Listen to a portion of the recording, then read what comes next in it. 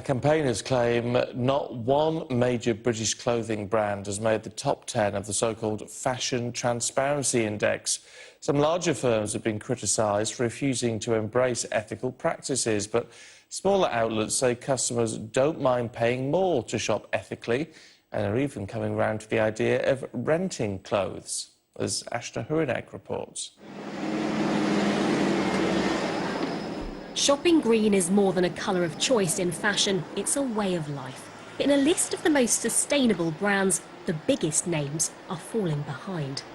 Most big brands are failing to disclose their supply chain carbon emissions despite having made big public commitments to go net zero over the past couple of years. And we really want to encourage brands to be more transparent about this, especially given the urgency of the climate crisis. The majority of brands hide the number of workers being paid a living wage, and many aren't addressing the issues of overproduction and waste. Fashion means we fall out of love with items quickly, often opting for an affordable option that lasts us a few outings before it's hidden to the back of the wardrobe. It explains why clothing consumption in the UK is higher than any other European country. Customers have more power than they realise.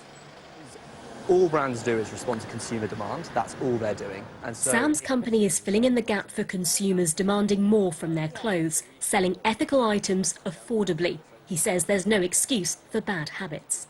You can't produce a sustainable T-shirt for £2, but you can pay a bit more and produce a sustainable and ethical T-shirt. So I think there's a mix of brands going, how can we change our practices and maybe increase the retail price a little bit in order to make sustainable and ethical clothing, and then the consumer going, OK, I'm willing to pay that little bit extra as well.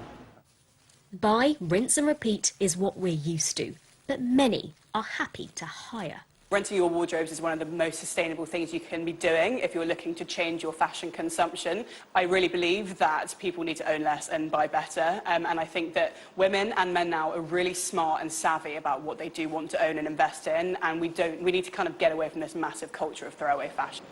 Some high street players do have recycle schemes and eco-friendly ranges, but when hundreds of competitors are attention, it's in the hands of the customers to demand change.